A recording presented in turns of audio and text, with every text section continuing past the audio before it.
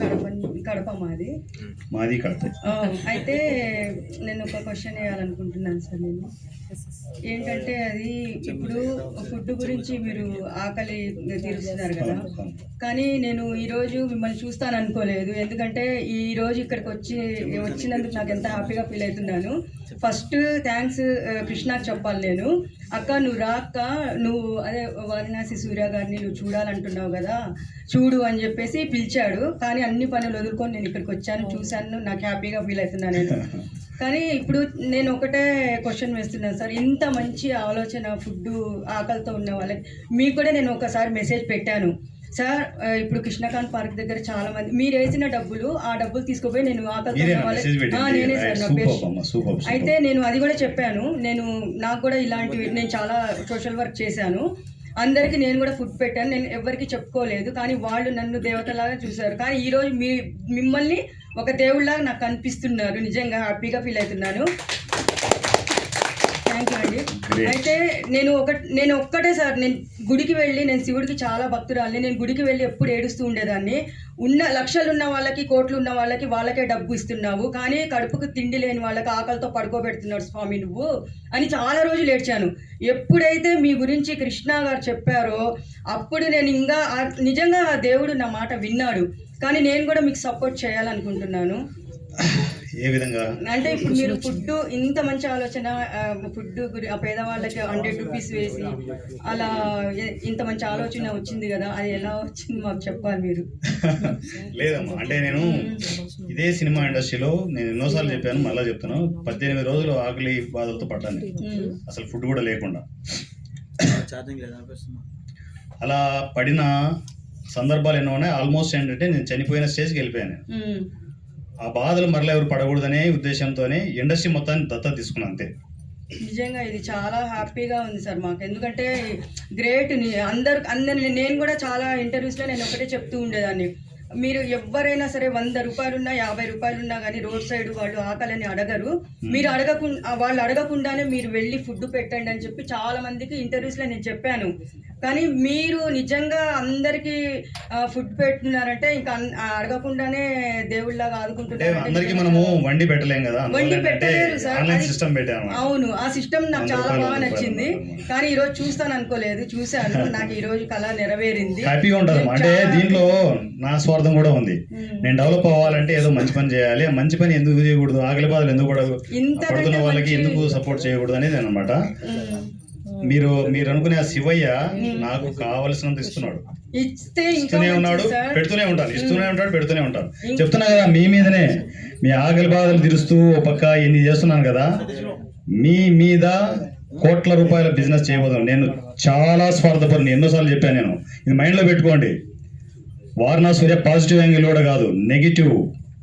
Warna Surya is a business man. ఎన్నోసార్లు చెప్పాను, నేను మరలా చెప్తున్నాను. ఆ బిజినెస్ చేసి మళ్ళీ మీ దగ్గర పెడతాను. సో 1000 కోట్లు కాదు, కోట్లు మీరు చూస్తుంటారు, నేను ఇస్తూనే ఉంటాను. థ్యాంక్ యూ అమ్మా. అయితే ఇంకోటి, మీకు నేను కూడా సపోర్ట్ గా ఉంటాను సార్. నేను కూడా వాలంటీర్గా రావచ్చు అమ్మా. నేను సపరేట్ టీం ఉంది, దాంట్లోకి ఎంటర్ అయిపోండి. మీకు ఎప్పటికప్పుడు ఆర్గనైజేషన్ అంతా ఎప్పటికప్పుడు మీకు అప్డేట్లు వస్తూ ఉంటాయి. చేయండి అమ్మా, మీ చేతి నుంచి చేస్తే నాకు ఇంకా హ్యాపీ. లేడీస్ చాలా మంది అట్లా టీం ఎవరైనా ఉంటే వాలంటరీగా రావచ్చు, వర్క్ చేయొచ్చు. థ్యాంక్ యూ అమ్మా, థ్యాంక్ యూ. పేరేమన్నారు మీ పేరు? షర్మిల. Great thing. సౌండ్ బాగుంటుందని పెట్టుకున్నా. అంతేనా? నాకు బీ ఫ్రాంక్ నిజం చెప్పనా, మీకు ఎంతమందికి పంచుతున్నానా, సాయంత్రానికి ఆ పెట్టిన అమౌంట్ కంటే నాకు ఎక్కువ అకౌంట్లో పడుతుంటుంది. అది తెలుసా మీకు? టెక్నిక్ తెలుసా? నేను ఎంతైతే సాయంత్రానికి అందరికీ మీకు 100 పంపిస్తానో అంతకంటే ఎక్కువ నా అకౌంట్కి వచ్చేస్తుంటుంది. అది మ్యాజిక్. మంచి పనులు చేస్తే మ్యాజిక్ అలా ఉంటుంది, కావలసినంత. అది కాకుండా మీ మీదనే నేను బిజినెస్లు చేస్తున్నాను, అవి మీకు పోను తెలుస్తాయి. మీకు చెప్పే చేస్తాను, ఏదైనా కూడా చెప్పే చేస్తా. ఓకే సార్, క్వశ్చన్ మర్చిపోతున్నాయి దాని నుంచి. మీరు 0 బడ్జెట్ అని చెప్పారు కదా, సో ఆర్టిస్ట్ వాళ్ళందరూ కూడా ఫ్రీనే కదా, వాళ్ళు వస్తున్నారు కదా, సో వాళ్ళతో మీరు సినిమాలు తీసి మీ బ్యానర్లో కాకుండా ఇంకెవరికైనా అమ్ముకుంటున్నారా? అమ్ముకోను, నా బ్యానర్లో రిలీజ్ అవుతాయి. కమర్షియల్ గా వర్కౌట్ అయింది అనుకోండి, అది మళ్ళీ తెచ్చి ఇక్కడ పెడతాను. నేనేం చేసుకోవాలా? ఇప్పుడు నాకు ఎంత ఎక్కువ అవుతుందంటే డబ్బులు అంటే కొంచెం బల్బ్ ఏమో అని అనుకోవచ్చు చాలామంది. ఇంత చేస్తున్నానా, ఈ మధ్యలో ఎక్కువైన డబ్బులు ఏం చేస్తున్నానంటే ఎక్కువ అయిపోయిన డబ్బుల్ని 75 లక్షలు పెట్టి ప్లేస్ తీసుకున్నాను. త్వరలో రిజిస్ట్రేషన్ ఉంది. ఓ పక్క ఈ చేస్తున్నాను, అవి కూడా వచ్చేస్తుంది, అంతకు మించి వచ్చేస్తున్నాయి. ఏం చేయాలి? మీరు తీసుకోవట్లేదు సరిగా. గట్టిగా తీసుకోండి. మీరు గట్టిగా తీసుకుంటే ఇంకా చేద్దాం. ఓకేనా? ఇక్కడ ఏసీ కూడా ఆపేసారు. రైట్ అన్న, వాళ్ళకు మనము ఇబ్బంది పెట్టకూడదు. టైం వాళ్ళకి ఏదో వేరే ప్రివ్యూ ఉందని చెప్పారు. వెళ్దాం. Hi sir, I'm Aditya. Last question, last 2 question please. Sir నేను కొంచెం సారీ అందరికీ. నా క్వశ్చన్ ఏంటంటే, ఒక డైరెక్టర్ కానీ ఒక ప్రొడ్యూసర్ కానీ ఒక మూవీకి వర్క్ చేశాక తన కష్టానికి కొంచెం మనీ కానీ సపోర్ట్ కానీ ఎక్స్పెక్ట్ చేస్తారు. బట్ మీరు ఈసీ సినిమా జర్నీలో మనీ ఎక్స్పెక్ట్ చేస్తారా లేదా? మీ ఒపీనియన్ ఏంటి? అంటే వాళ్ళ నుంచి నేను ఎక్స్పెక్ట్ చేయడమా? వాళ్ళ నుంచి కాదు, నార్మల్గా మూవీస్ రిలీజ్ అయ్యాక నుంచి వాళ్ళ నుంచి అయినా ఓకే. నాకు క్వశ్చన్ అర్థం కాలేదు కరెక్ట్గా. అంటే వచ్చే డైరెక్టర్స్ నుంచి కానీ వాళ్ళ నుంచి నేను ఎక్స్పెక్ట్ చేస్తాను అన్నట్టు ఎప్పుడు ఉండదండి. ఆర్టిస్టులు టెక్నీషియన్ నుంచి ఎప్పుడు ఎక్స్పెక్ట్ చేయడం ఉండదు.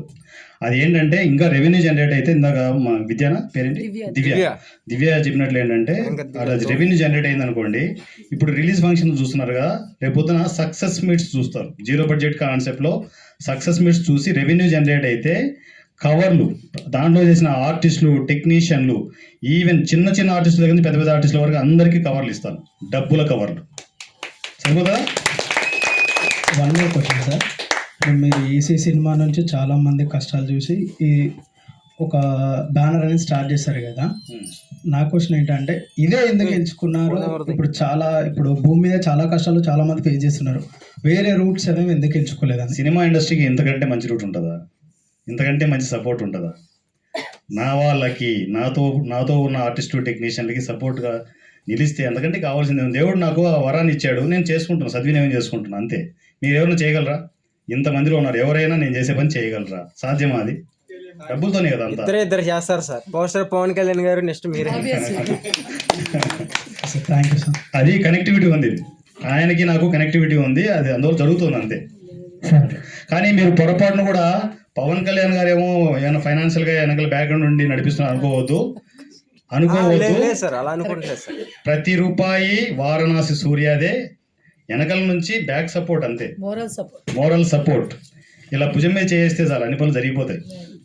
సార్ నా వర్క్ చూపిద్దామని ఒక్కసారి చూడండి సార్. ఏమంటున్నారు? నా వర్క్ చూపిద్దామని మీకు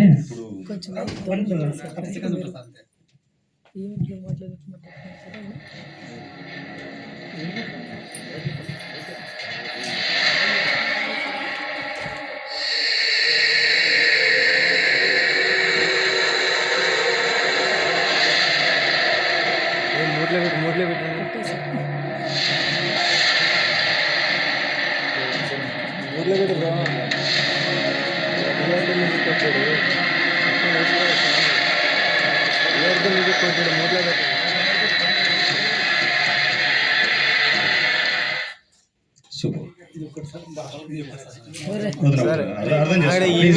అర్థం చేసుకో. ఓకేనా? రైట్.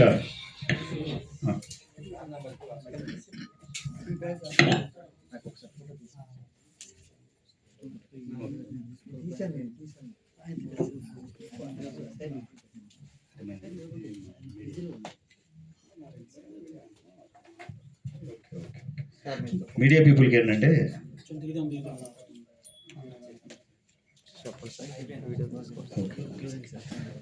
బెస్ట్ క్వశ్చన్ ఏదైనా మనము డిస్కస్ చేసి ఉన్నాం కదా. బెస్ట్ క్వశ్చన్ ఏం చేసినాం నాకు గుర్తుండదు. నేనేదంటే ఫ్లోలో చెప్పేస్తుంటా అంతే. అక్కడ నుంచి ఇక్కడ నుంచి ఒకటి తీసుకుందామా? రైట్. ఫస్ట్ మీరు రండి, యాంకర్ గారు రండి. మీరే యాంకర్ అంటే మీరే ఉండేది ఇక్కడ. తను చాలా ఓపెన్ హార్టెడ్, వాలంటరీగా వచ్చి ఈసీ వర్క్ చేస్తుంది. తన క్లాప్స్ కొట్టండి ఫస్ట్. తను గుర్తించరు ఎవరు, ఓన్లీ ఏంటంటే తను చేసుకుంటే వెళ్తుంటుంది. అలాంటి వాళ్ళని ఎంకరేజ్ చేస్తే ఇంకా ఇంకా వస్తారు. చాలామంది ఉన్నారు సపోర్ట్ ఇవ్వడానికి, ఈజీ సపోర్ట్ ఇవ్వడానికి ఉన్నారు, కానీ కరెక్ట్ ఎంకరేజ్మెంట్ ఉండాలి. ఆ ఎంకరేజ్మెంట్ ఎప్పుడూ ఉంటుంది ఈసీలో. మీరు కొంచెం ఏంటంటే ఈసీలో ఓపిక్గా వర్క్ చేసుకోండి. భవిష్యత్తు ఉంది, మన భవిష్యత్తు మనమే రాసుకో